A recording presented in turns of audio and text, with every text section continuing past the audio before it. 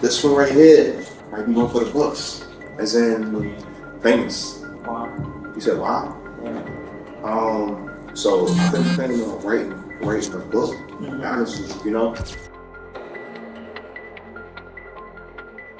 What you just watched is a man sitting across from homicide detectives days after committing murder, comparing his own case to something worth writing a book about.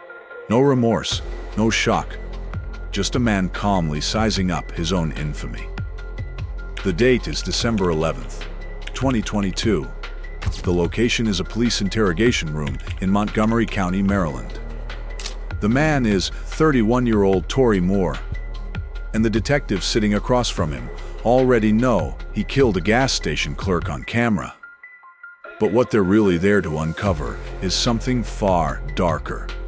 Something that had been hidden inside his apartment for weeks before anyone even knew to look. This is the story of Tori Moore, a case that shook Montgomery County to its core, produced the first conviction of its kind in county history, and left an entire community asking one question. Why?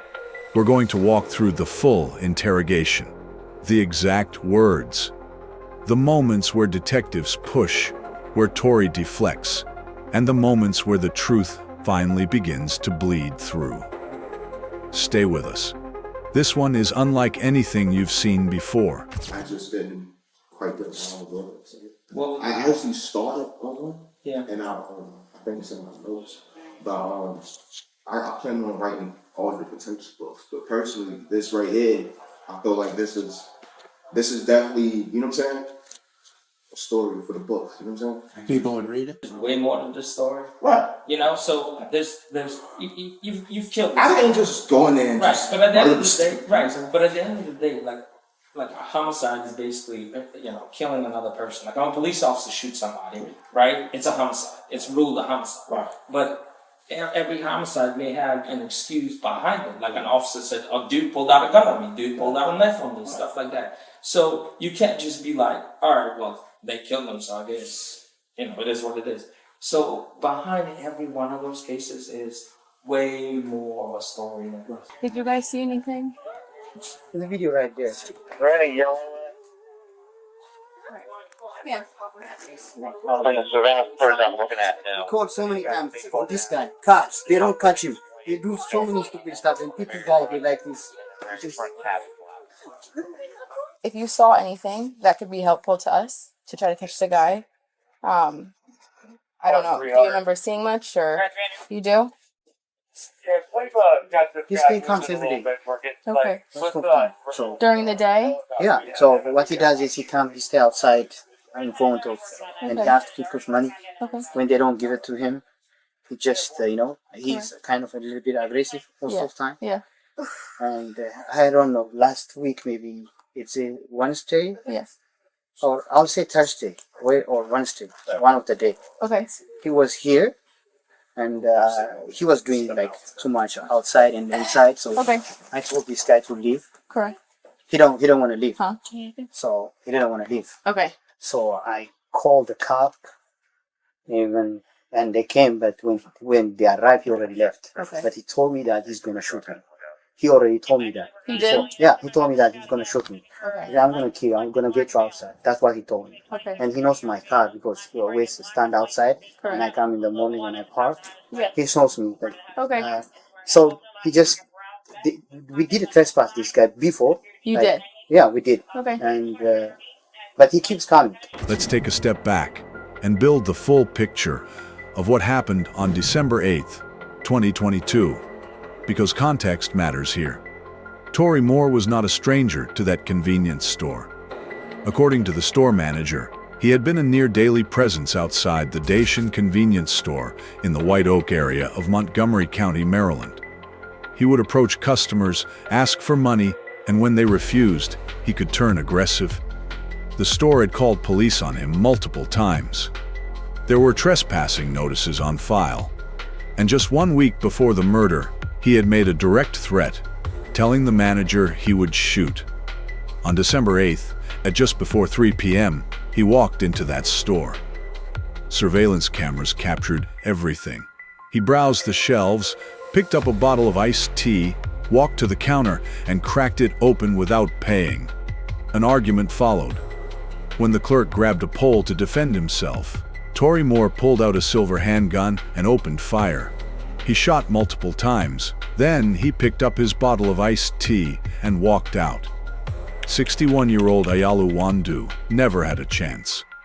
The autopsy confirmed the bullet that severed his spine ended his life. He left behind a community in shock, a store full of traumatized employees, and a case that was only just beginning. Because when investigators tracked Tori to the apartment building across the street, what they found inside would change everything. I want to go back there if you don't have to. It's pretty bad. I know. Why you want to sit in cold? Alright, Here. You should eat. grab a seat, my friend. We'll close it though. Just grab a seat, my friend. Actually. Copy. I'm gonna try and get you some clothes and get you out of here, okay? Mike, you think a female?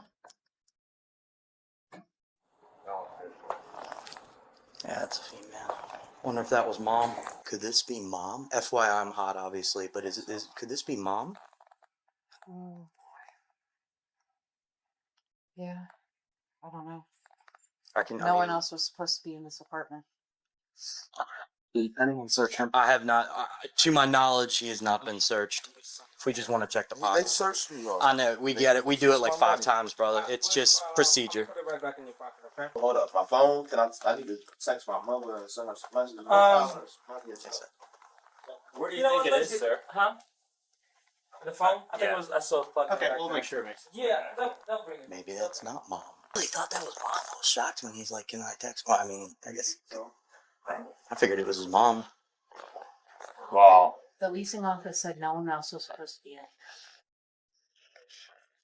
Just. I mean, did you see her? Would you did. two agree? I think it looks like a woman.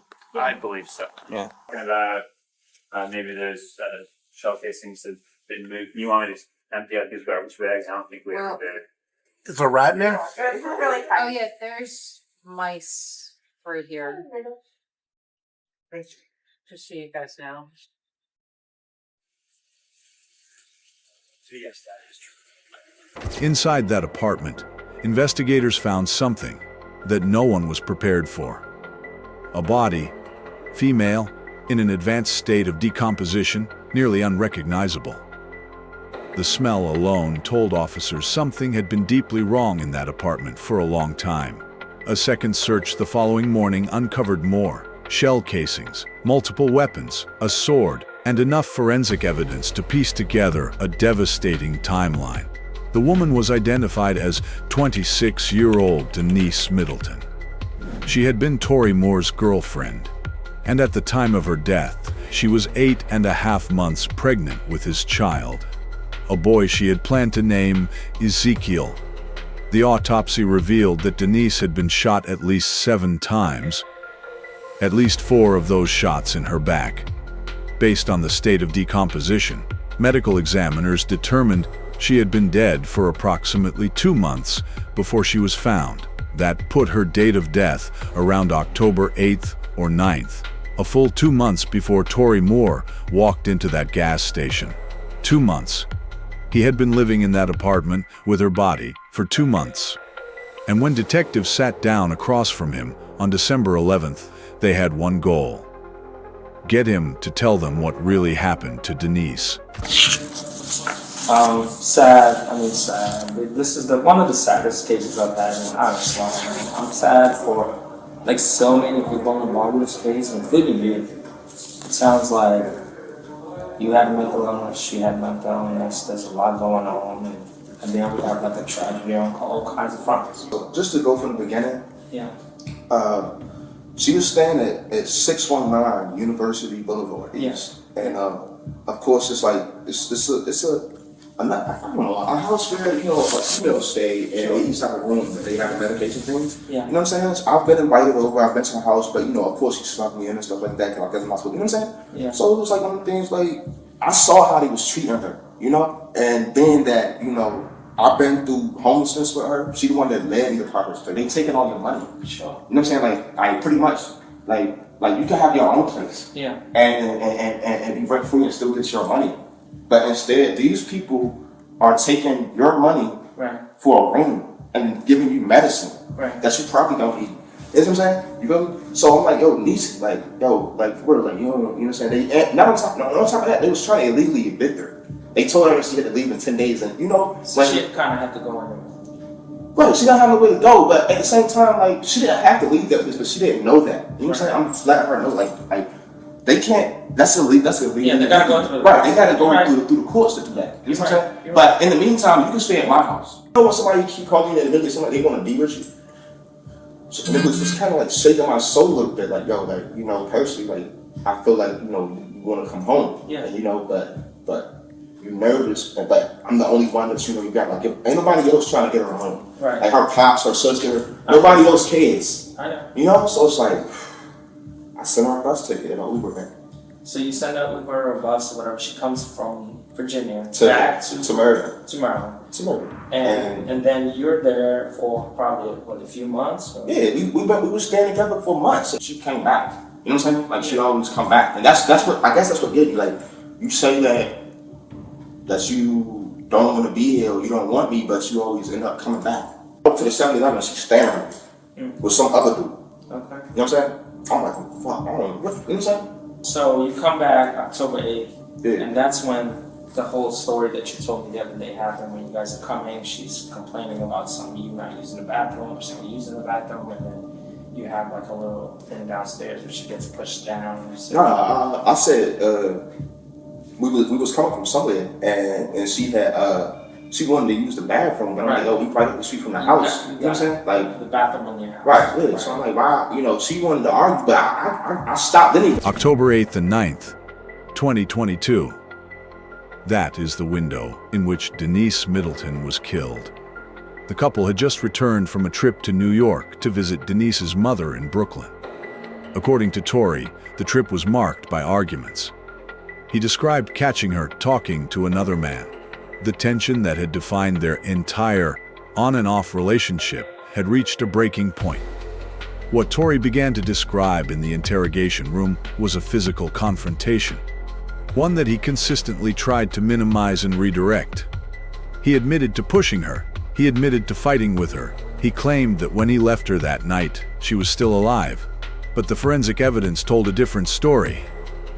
Shell casings found in the apartment matched the gun recovered at the scene. DNA testing was being processed, and the autopsy had already confirmed Denise was shot 7 times, at least 4 times in the back. That is not a story of self-defense. That is not an accident. Y'all push her and stuff like that. I'm not boxing her. I push her. Push that shit. Right, and she fell all the way to the ground. Like, she's slicing it. Like, I didn't push her that hard. You see how much bigger she is than me? Right. But I didn't push you that hard. Right. You know what I'm saying? So you slice it. So it's like, now I'm trying to help you up. You know? Like, come on, get up, stop playing. You know what I'm saying? So and it's just like you're just trying to make me look like I'm the bad guy. So then I get in the house and we still like fighting and wrestling and whatever, you know what I'm saying?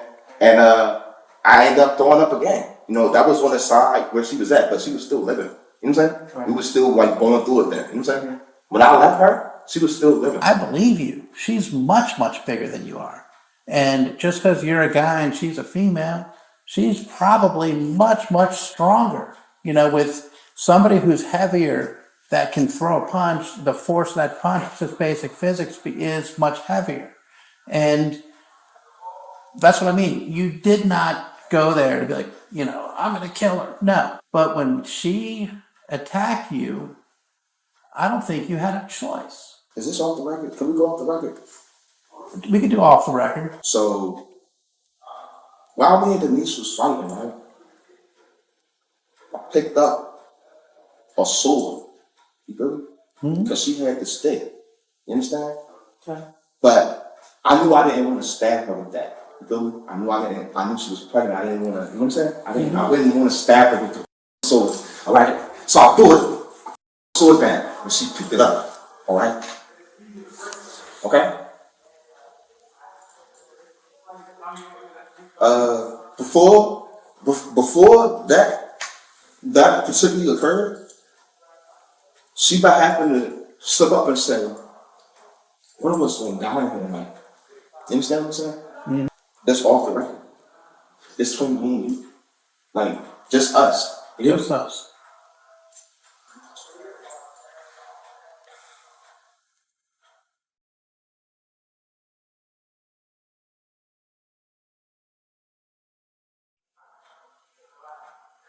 It's off the record. Alright, because if we say it's off the record, that means, and then go to court, and that means that's the entrapment. It means it's off. It means it's off the record. Entrapment Entrapment. is when I like plan some stuff on you or something, or make you do something. So what is it when you tell somebody something's off the record, and then you That's put it on Don't worry about off the Like record. a recording thing. We're there. Huh? We're at that point now. What one? Meaning, You either gonna tell us something. you're either going to tell us or not, because he turned off the recorder. Yeah. Okay. You shot her. There's no cameras in here. You either gonna tell us somehow, man. You shot her. If you're gonna tell us, just tell us the rest of the story. You got the sword, she ends up with the sword. Did she try to stab you with it or what? Did she actually stab you? Do you have any marks on you? But that's why you had to shoot her, because she had the sword. Is that what you're telling us without telling us? What ended up happening was when I got on the bed, I don't think she hit me, and I don't think I hit her. But it was like one of them things, like we was, you know, it's like yeah, she probably would have hit me, and I just really want to relieve her of these fucking weapons. You know what I'm saying? Like, no. How many times did you shoot her? Huh? How many times did you shoot her? Did I ever say I shot her? Yeah. I did. Or did I just say? She said one of us gonna die in here tonight. That's what You know what I'm saying? That's what she said. That's why. One of us gonna die in here tonight. And I think at that point it's like, you know, like you scared my whole life. You just rescued me. You know what I'm saying? You just let me know that you don't mind killing me. That exchange right there, that moment, is as close as Tori Moore would ever come to admitting what he did to Denise Middleton. He didn't say the words outright. He nodded. He confirmed with body language. He said, "Yeah, I did," before catching himself.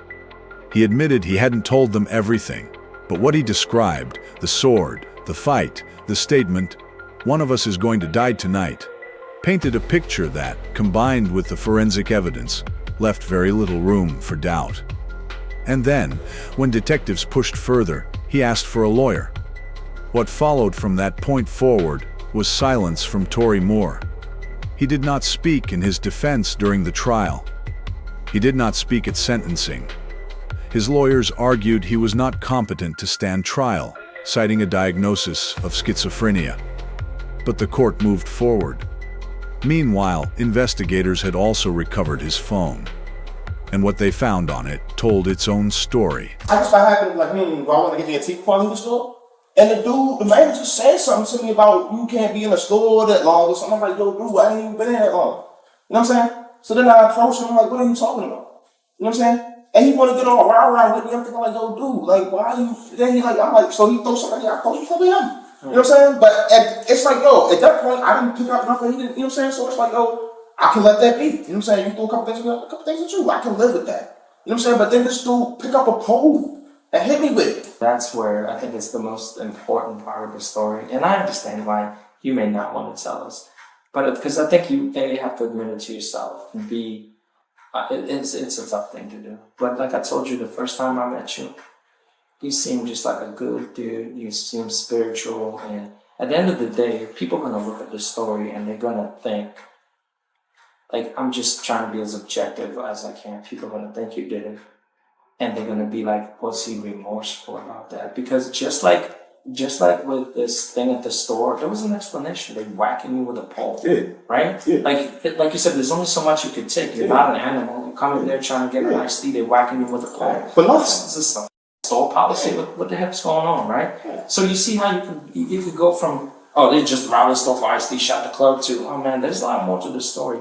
Just like that, with her, I think there's so much to this story. Let's say she survived. Let's say you shot her and she survived. She would have been like, it's okay, like I attacked him, whatever. But she's not here to tell us the side of the story. Right. You only here. And we're just trying to appeal to the bottom, to you as a good person.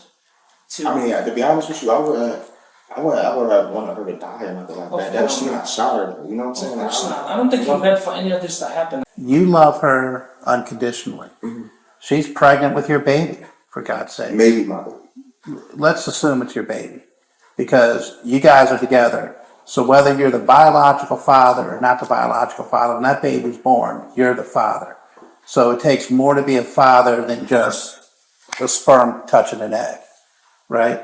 And you're a good guy where you're willing to take that responsibility and stand up and be the father for that child, so that child you can mold the boy to be your running buddy, because that's what every guy wants, is a boy to be a running buddy.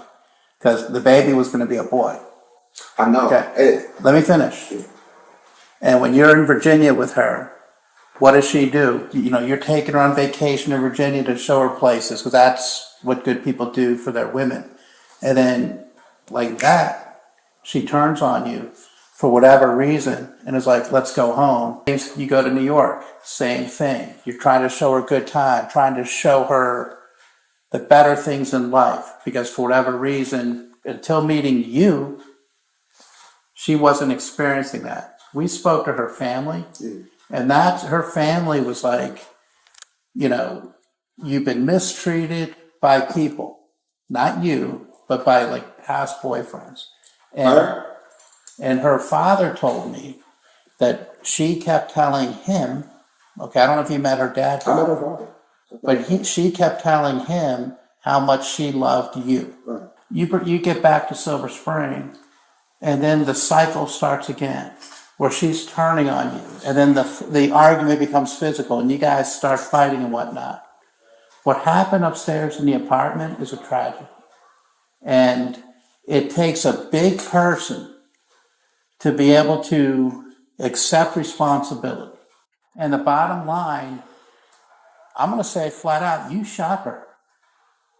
And when you shot her, that made you sick to your stomach. No, that's not what happened. That's not exactly what happened at all. I already threw up. I promise. You know what I mean? I didn't shoot her. Like, we was fighting, and I told her, like, she had already saw me getting sick. You know what I'm saying? I got sick on the bus, or before we got on the bus. I threw up on my slippers or whatever I was wearing. I threw No up. matter when you throw And then up. I threw up more than once. Is what I'm trying to tell you. And we just let evidence. They're gonna say the showcasings are the same. Your DNA. We just got it, so we're gonna get it done in 2-3 hours. They're gonna say the DNA is the same on both showcasing. So for us, do we need some kind of explanation? No, we really don't. But for you, I think for you, it is so important, just like you explain your stuff in the story. If we didn't have the video, let's say we didn't have the video. Can you imagine? You think the store people would have told us they were racking you with it? No. What detectives were pressing Tori on in that room was not just a confession. They were trying to understand the motive, because without a reason, a jury would simply see a man who killed 2 people and felt nothing. Phone records retrieved after his arrest painted a disturbing portrait of the weeks that followed Denise's death. After she was killed on or around October 9th, Tori Moore did not call police. He did not call an ambulance. He did not call her family.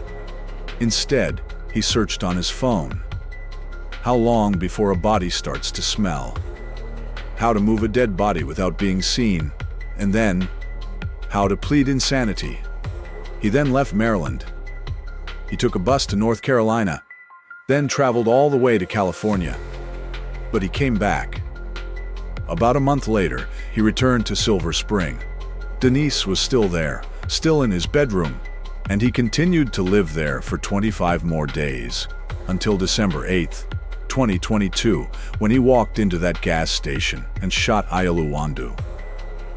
That sequence of events, the searching, the running, the returning, and then the second killing, would become the foundation of the prosecution's case. So y'all don't see that she got like restraining orders. She had reported her house being like. Imagine this, right? So imagine I'm dealing with Denise, right? Right. But the whole time I'm dealing with her, I'm asking her questions like, yo, Denise, what's going on? Like, and you acting weird. So, like, maybe you gotta look at it like this. Like, I bet ask her stuff like this. Like, is anybody following you? Like, are you running from somebody and you just don't want to tell me, or what's going on? It's the same gun, more than likely, because I found that gun on my bed when I got home. Right, that's what I'm saying. Somebody obviously either left it there so because they didn't want to have it, or they was trying to frame it. Are we being recorded? Are you? Yeah. We gonna be recorded? Yeah. We have to. No, it's alright.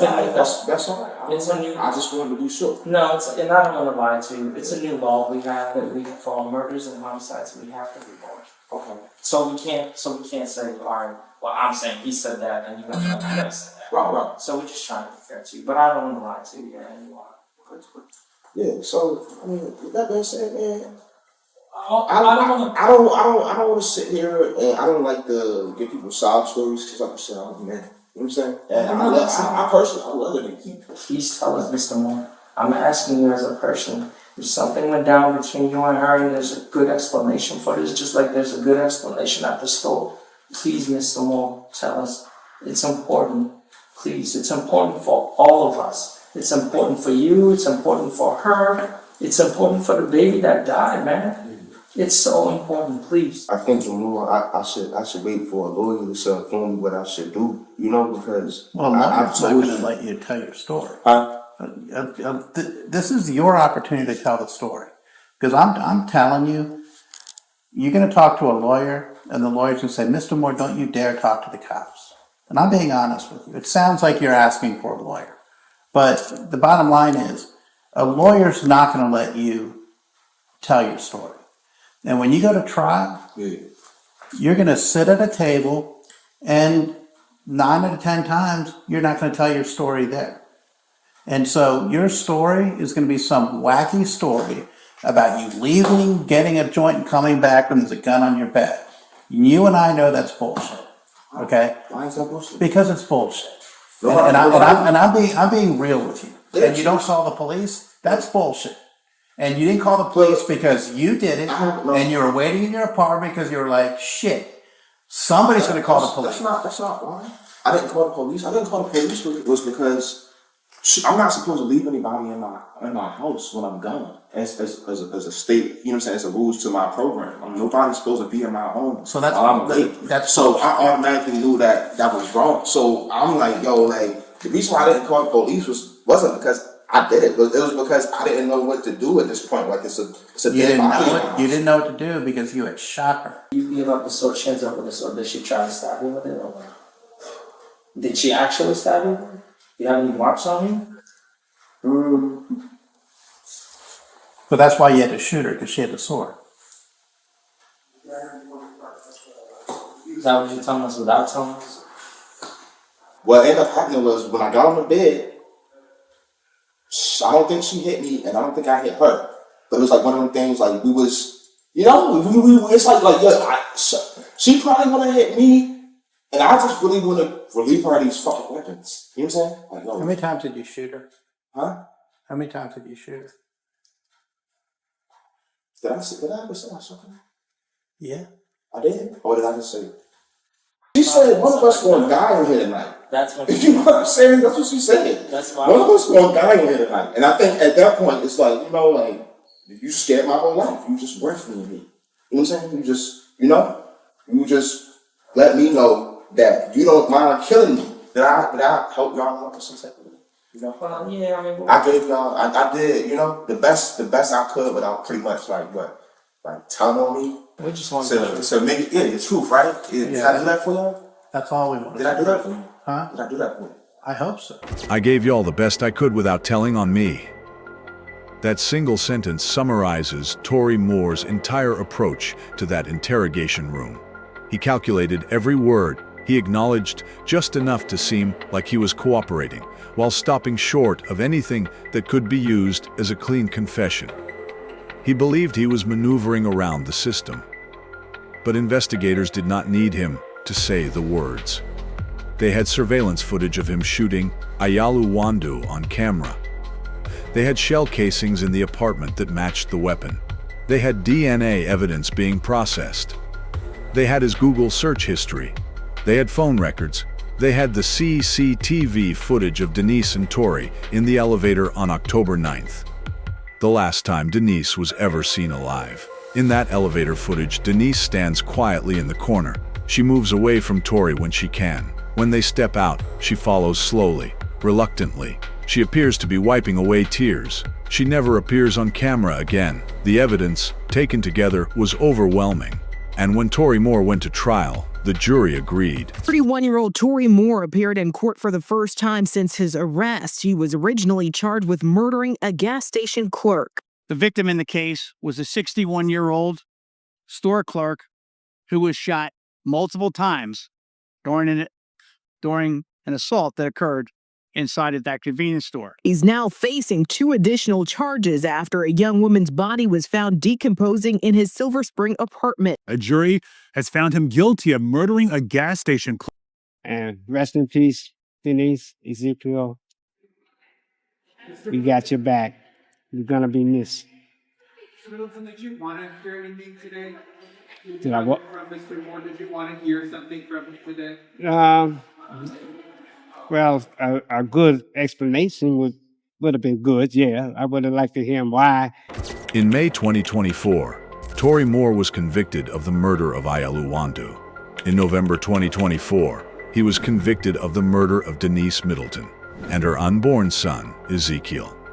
It was the first conviction for the murder of an unborn child in Montgomery County history. Tori Moore did not speak in his defense at either trial. He did not speak at either sentencing hearing. He will not be eligible for parole until he is 90 years old.